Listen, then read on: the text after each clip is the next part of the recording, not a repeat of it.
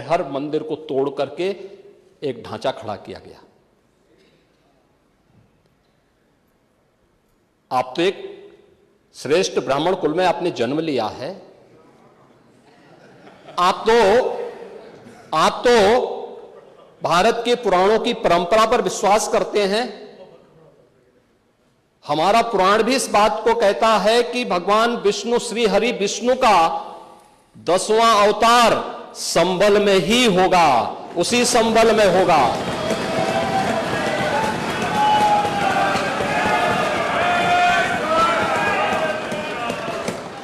और यह तो केवल सर्वे की बात थी। माननीय न्यायालय के आदेश पर जिलाधिकारी का मतलब जिले का एडमिनिस्ट्रेटिव हेड, पुलिस अधीक्षक उस जिले की पुलिस फोर्स का मुखिया है। इनका दायित्व है कि शांतिपूर्ण तरीके से किसी सर्वे के कार्यक्रम को वहां पे संपन्न करना, माननीय न्यायालय के आदेश को अक्षरशः अनुपालन करना।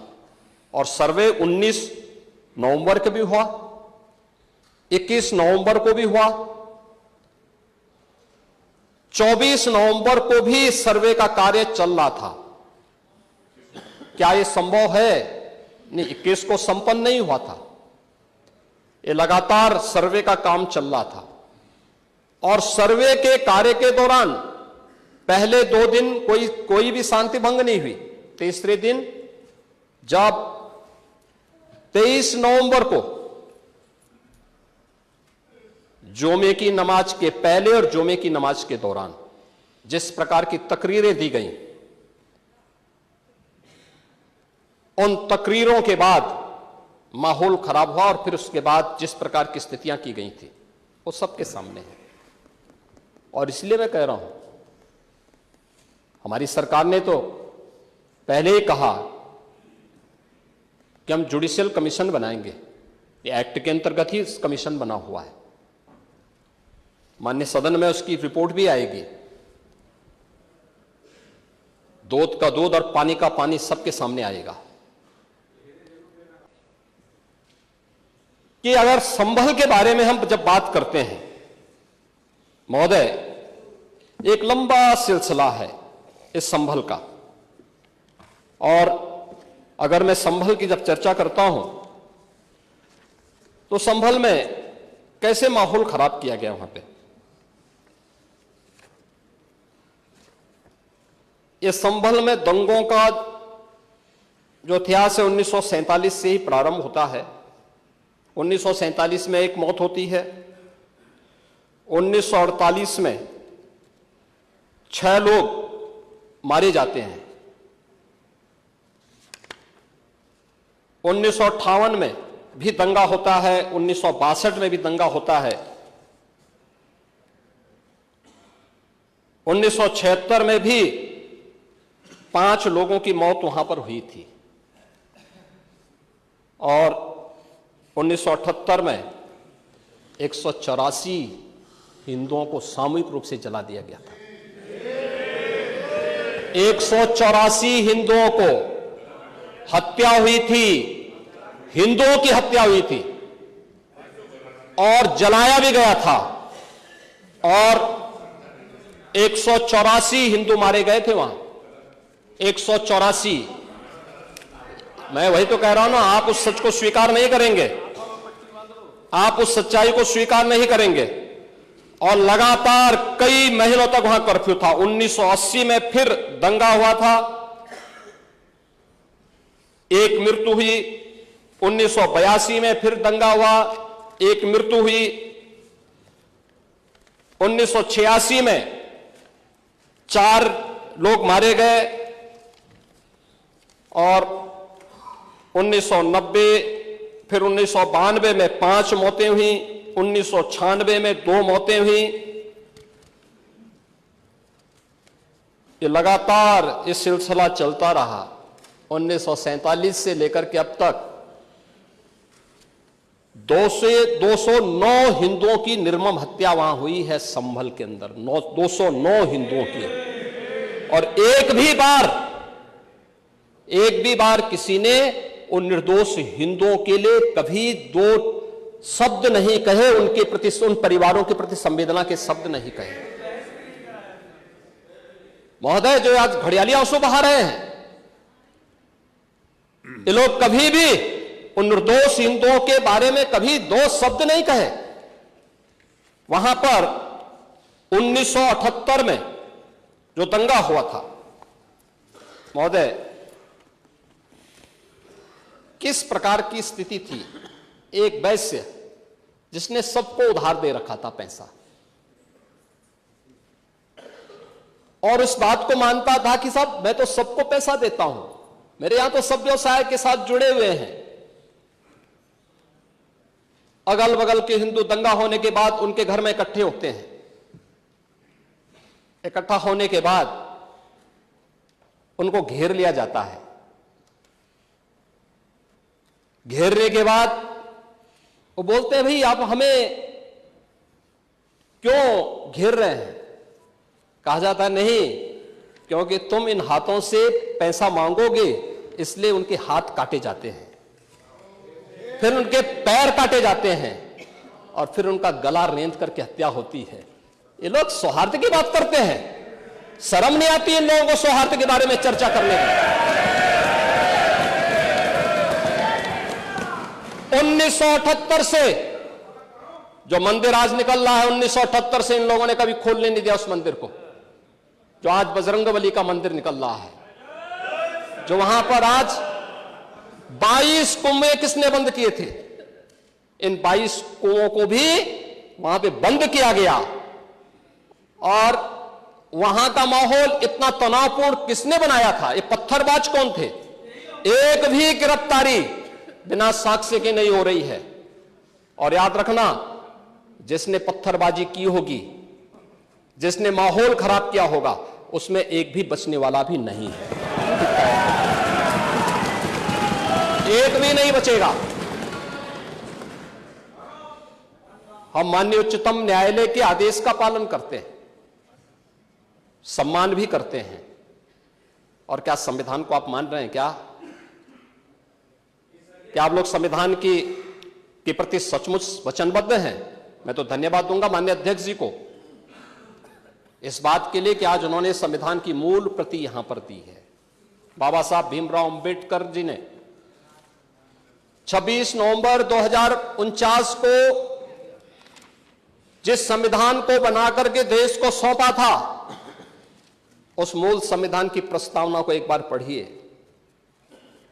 मौलिक कर्तव्यों के बारे में, मौलिक अधिकारों के अध्याय के चित्र को देखिए। अलग अलग उन आर्टिकल के उस पृष्ठों का अवलोकन करिए। आपको उसमें राम भी नजर आएंगे, कृष्ण भी नजर आएंगे। लंका दहन के उपरांत बजरंगबली भी नजर आएंगे। ज्ञान का उपदेश देने वाले बुद्ध भी नजर आएंगे। भारत की समृद्ध परंपरा का दर्शन आपको उस संविधान में मिलेगा जो बाबा साहब भीमराव अंबेडकर ने दिया था। लेकिन उस मूल संविधान में कहीं भी धर्मनिरपेक्ष या पंथ निरपेक्ष या फिर समाजवाद शब्द नहीं है। और ये आप सबकी आंखों को खोलने वाला होना चाहिए। आप लोग संविधान में बदलाव की बात करते हैं। जिन लोगों ने संविधान का गला घोंटा, उनका पिछलग्गो बन करके केवल सत्ता हथियाना चाहते हैं, जनता की आंखों में धूल झोंकना चाहते हैं। ये नहीं हो सकता।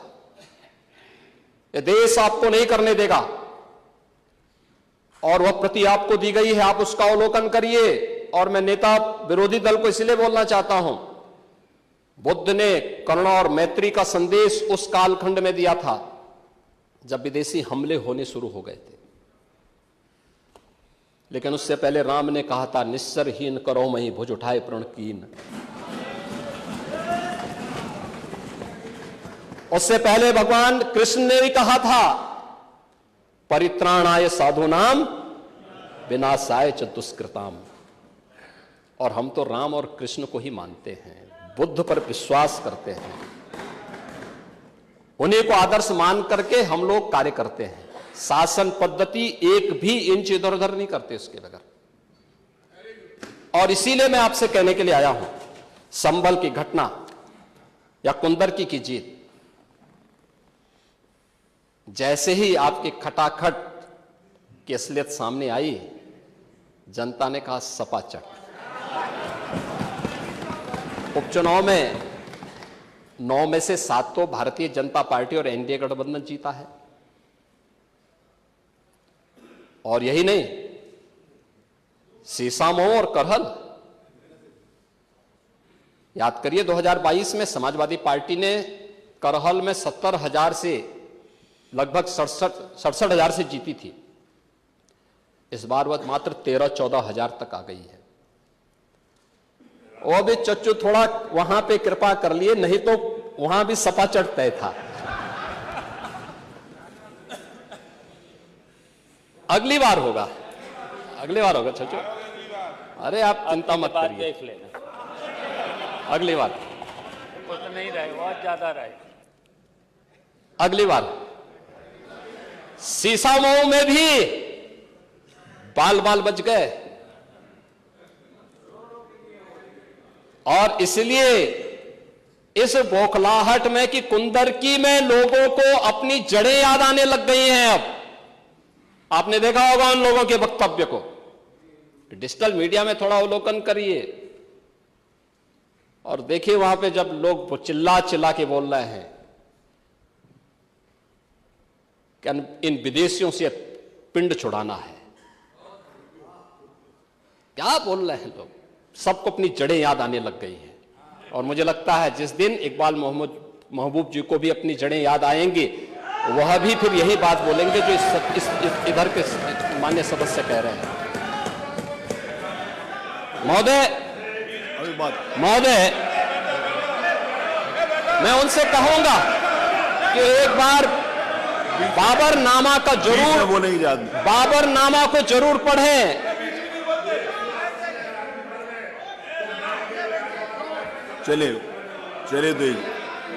चलिए वो जो बात कही, बाबरनामा को जरूर एक बार पढ़ें। आप मंत्री जी बोल रहे हैं, प्लीज बैठे। चलो आप दे देना जब अवसर हो, बाबरनामा को एक बार पढ़ें। आप बैठे। महोदय, संभल की घटना के साथ ही मैं प्रदेश के अंदर अलग अलग समय में जो दंगे अलग अलग समय में हुए हैं, 1972 में आगरा में दंगा हुआ, 19 लोग मरे थे। आजमगढ़ में 1972 में दंगा हुआ, 3 लोग मरे थे। बहराइच में 1973 में दंगा हुआ, 1 व्यक्ति की मौत हुई थी। गोंडा में 1973 में दंगा हुआ, 1 व्यक्ति की मौत हुई। प्रयागराज में 1973 में एक दंगा हुआ, 2 लोगों की मौत हुई। मेरठ में 1973 में दंगा हुआ, 8 लोगों की मौत हुई। आगरा में फिर 1974 में दंगा हुआ, 1 व्यक्ति की मौत हुई। पीलीभीत में 1974 में दंगा हुआ, 3 लोगों की मौत हुई। कानपुर में 1975 में दंगा हुआ, 2 लोगों की मौत हुई। मुरादाबाद में 1976 में दंगा हुआ, 3 लोगों की मौत हुई। बहराइच में 1976 में फिर दंगा हुआ, 3 लोगों की मौत हुई। बुलंदशहर में 1977 में दंगा हुआ, 2 लोगों की मौत हुई। वाराणसी में 1977 में दंगा हुआ, 8 लोगों की मौत हुई। मुरादाबाद में 1978 में दंगा हुआ, 19 लोगों की मौत हुई। अलीगढ़ में 78 में दंगा हुआ, 21 लोगों की मौत हुई। ये लगातार मैं क्या कर रहा हूं, उसमें आप भी थे, जिसके कारण लोकतंत्र सेनानी आप कहलाते हैं, लोकतंत्र सेनानी कहलाते हैं मल्होत्रा जी। उसी के नाम पर आप लोग, मैं क्या कर रहा हूं, ये दंगे हुए हैं, मैं उन दंगों के बारे में बोल रहा हूं जिन दंगों के कारण लगातार माहौल खराब हुआ है प्रदेश का। और आज प्रदेश के अंदर सुरक्षा का जो एक माहौल है, कानून व्यवस्था की जो एक स्थिति पैदा हुई है, लोगों को सुरक्षा पे विश्वास है, कानून व्यवस्था पर विश्वास है, उसी का परिणाम है कि 40 लाख करोड़ रुपए का निवेश का प्रस्ताव उत्तर प्रदेश को प्राप्त होता है। इतना निवेश, इंफ्रास्ट्रक्चर का एक कार्य, रोड की, रेलवे की, एयर कनेक्टिविटी की, ये उसी का परिणाम है जो सरकार कर रही है और लगातार उसको कर रही है। महोदय, मैं केवल ये कहना चाहूंगा कि आखिर मैं नेता विरोधी दल से ये पूछना चाहता हूं कि अगर हमारा कोई पर्व और त्योहार है या किसी का भी है, मुहर्रम का जुलूस हो या फिर कोई भी अन्य मुस्लिम समाज का कोई पर्व और त्योहार का कोई जुलूस, वो हिंदू मोहल्ले से सुरक्षित निकल जाता है, कोई दिक्कत नहीं होती, मंदिर के सामने से भी निकल जाता है, कोई समस्या नहीं होती। लेकिन इस समस्या केवल वहीं पे क्यों खड़ी होती है जब कोई हिंदू शोभा यात्रा किसी मस्जिद के सामने से, किसी मुस्लिम बाहुल्य क्षेत्र से निकलती है, तब क्यों तनाव पैदा हो जाता है? तभी क्यों झंडा लगाने में क्या समस्या आ रही है? क्या भारत की धरती पे केसरिया झंडा नहीं लग सकता? क्यों नहीं लग सकता? क्यों नहीं लग सकता? मैं यही पूछना चाहता हूं, आखिर ये दंगे क्यों किए जाते हैं? और बहराइच का मामला, महाराजगंज उस कस्बे का, जहां के बारे में आप कह रहे हैं कि लगातार मुस्लिम बस्ती थी, मोना जी ने भी इस बात को कहा कि बस्ती थी, प्रशासन नहीं था, 4 कंपनियां पुलिस थी वहां पे, और दंगा सड़क पे नहीं हो रहा था, गोली घर के अंदर से चल रही थी। इस निर्दोष राम गोपाल मिश्रा की हत्या हुई और घर के अंदर से गोली चला करके उसकी निर्मम हत्या की गई। हमें इस सच्चाई को स्वीकार करना चाहिए। ये दंगा सड़क पे आमने सामने नहीं था। अगर पुलिस घर के अंदर घुसती तो लोग फिर कुछ और आरोप लगाते। पुलिस ने बचाव करने का अपना प्रयास किया, 4 कंपनियां वहां पे थी, और आप कह रहे हैं कि माननीय मोना जी ने भी कहा कि भारतीय जनता पार्टी के विधायक ने आरोप लगाए। भारतीय जनता पार्टी के विधायक ने इस हल्दी की घटना को लेकर के नहीं, इस महाराजगंज कस्बे की घटना को लेकर के नहीं, ये उस समय बहराइच कस्बे में थे और बहरा पे एक पथराव हुआ था। मैंने भी इनको कहा था, मैंने कहा देखो तुम्हारे उस क्षेत्र में दंगा हुआ है, तुम वहां तत्काल जाओ, लोगों को कंट्रोल करो। लेकिन उसको कैसे तोड़ मरोड़ करके प्रस्तुत किया जा रहा है। इन्होंने जो तहरीर दी वो दूसरे मामले में दी है, उसका इस घटना से कोई लेना देना नहीं, लेकिन उसको किस तरीके से जोड़ करके देखा जा रहा है। एक जिले में दूरी होती है, इसमें बहराइच से आपको भी वहां जाने में समय लगा होगा और उस दूरी को आपने देखा होगा, तो ये उतनी ही दूरी है, उस घटना को उससे नहीं जोड़ के देखा जा सकता। लेकिन मैं पूछना चाहता हूं कि हिंदू मोहल्ले से और हिंदू मंदिर के सामने से मुस्लिम जुलूस निकल सकता है, तो मुस्लिम मोहल्ले और मस्जिद के सामने से कोई हिंदू शोभा यात्रा क्यों नहीं निकल सकती? क्यों नहीं निकल सकती? और यहीं पे विवाद शुरू होता है। यानी आप चाहते हैं कि आपके पर्व और त्योहार तो शांतिपूर्ण तरीके से मनाए जाएं। कौन नहीं कहता भी? आपके संभल में थे सिया सुन्नी का भी विवाद हुआ था 1976 में। पूरा विवाद तो सिया सुन्नी का था। उस समय जामा मस्जिद के कब्जे को लेकर के इसी बात का विवाद था। आप इस सच को धूल मत डालिए उस सच पे। और लखनऊ का सिया सुन्नी विवाद ये भारतीय जनता पार्टी की सरकार के समय ही समाप्त हुआ है। आप लोग तो लड़ाते ही थे, यहां पे सिया और सुन्नी को भी लड़ाते थे, क्योंकि आपकी तो शुरू से ही राजनीति थी बांटने की और फिर कटवाने की, और इसलिए हमने कहा कि न बटेंगे और न कटेंगे। हम न बटेंगे और न कटेंगे। मुझे आश्चर्य होता है, राम सिंह यादव सच को स्वीकार करने की सामर्थ्य नहीं, इसलिए चले गए। आप देखें, एक दोहरे चरित्र के व्यक्ति के द्वारा जो अपनी कुछ पंक्तियां पहले लिखी गई हैं और बाद में उसका चरित्र कैसे बदला है। मोहम्मद अल्लामा इकबाल के बारे में वही कहते हैं,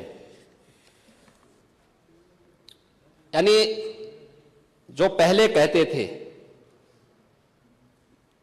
उन्होंने क्या बात कही थी बाद में, मुस्लिम हैं हम वतन हैं सारा जहां हमारा, चीन वो अरब हमारा हिंदुस्तान हमारा, तौहीद की अमानत सीनों में है हमारे, दुनिया के बुत कंदों में पहले वह घर खुदा का, तेगों के साये में हम पलकर जमा हुए हैं, मकरीब की वादियों में गूंजी अजा हमारी, बातिल में दबने वाले हे आसमां नहीं हम, हे गुलस्ता ये अब्दुल्लस वो दिन है याद तुझको, ये मौज ये दजला तो भी पहचानती है हमको, ये अर्ज ये पाग तेरी हुर्मत पे कट मरे हम, सालार ये कार्रवाई है मीर ये हिजाज अपना, इकबाल का तराना बाग ये दरा है गोया, मुस्लिम है हम वतन है सारा जहां हमारा।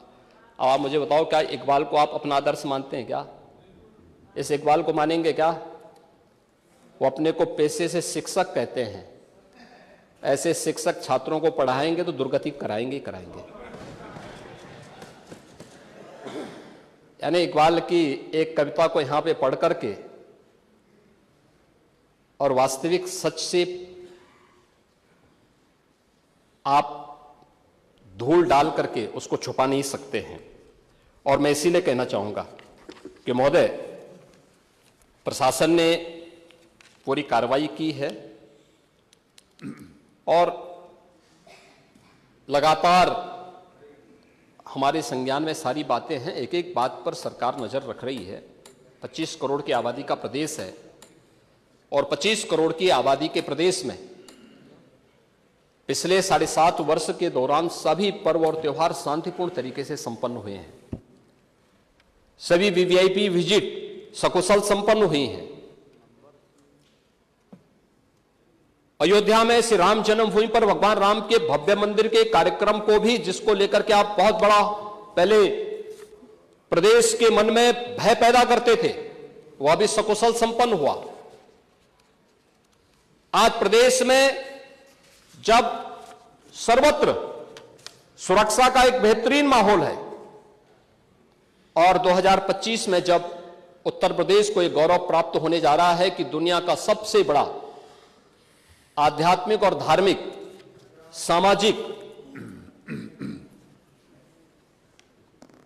जो उत्सव हो, एक महापर्व है महाकुंभ प्रयागराज, जिसमें पूरी दुनिया का एक समागम होने वाला है, जब इसे आयोजित करने का अवसर प्राप्त हो रहा है, तब मैं विपक्ष के अपने साथियों से कहना चाहूंगा कि प्रदेश के माहौल को अपने वक्तव्यों से और अपने करतूतों से कृपया खराब न करें। प्रदेश आगे बढ़ना चाहता है, विकास के अपने लक्ष्यों को प्राप्त करना चाहता है, लेकिन मैं इस बात के लिए आश्वस्त करूंगा कि 25 करोड़ जनता को सुरक्षा देना, उनकी हर प्रकार से हिफाजत करना, ये प्रदेश सरकार की जिम्मेदारी है। लेकिन अराजकता, पत्थरबाजी और किसी भी इस प्रकार के आदेश के खिलाफ जो माननीय न्यायालय ने आदेश किया है, उसके बाद भी कोई कानून को अपने हाथों में लेकर के कानून को ठेंगा दिखाने का प्रयास करेगा तो सरकार उससे सख्ती से निपटने का काम भी करेगी। और वही सख्ती वहां पर आवश्यक है जहां पर लोगों ने माहौल खराब करने का प्रयास किया है। एक भी निर्दोष नहीं जाएगा। जितने भी विजुअल्स होंगे उसके वीडियो फुटेज हैं, गोली चलाते हुए, कट्टा लहराते हुए,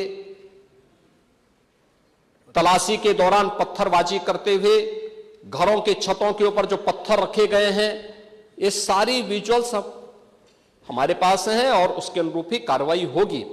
हां, ये जरूर आश्वस्त करते हैं कोई निर्दोष के खिलाफ कोई कार्रवाई नहीं होने वाली, अब तक नहीं हुई है, आगे भी नहीं होगी, लेकिन कोई दोषी होगा उसको कोई बचा भी नहीं पाएगा। यह भी मैं इस सदन के माध्यम से पूरे प्रदेश के अंदर बहुत स्पष्टता के साथ कहना चाहूंगा कि सरकार की जीरो टॉलरेंस की नीति पहले दिन से है।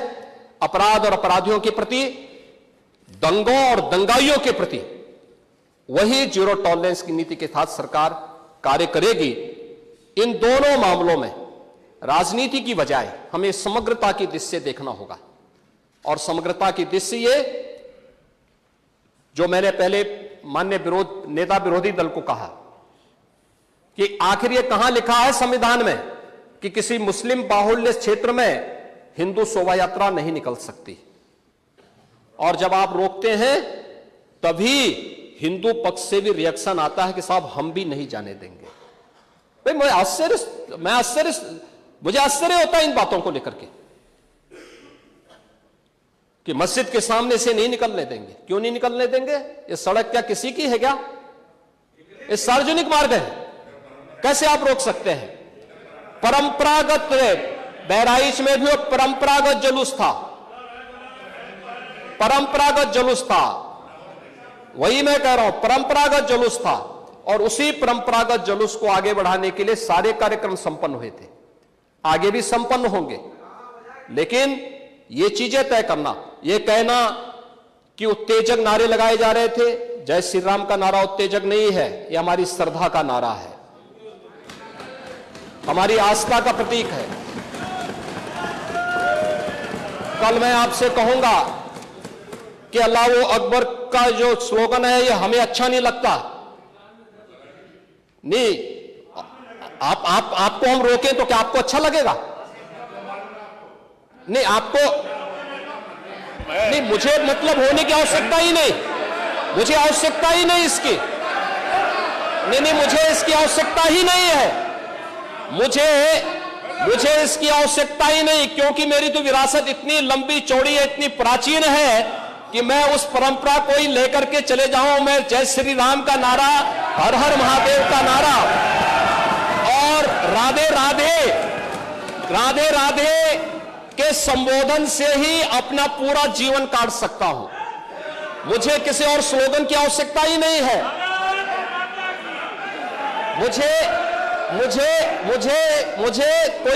कोई अन्य नारे की आवश्यकता ही नहीं है, कोई संबोधन की आवश्यकता नहीं। लेकिन मैं आपसे कहना चाहता हूं, कल कोई आपसे कहेगा, कोई हिंदू भी ये कहेगा कि साहब हमें भी परेशानी है, आप लोग मत बोलिए, क्या आपको अच्छा लगेगा? और कोई भजन गाया जा रहा है,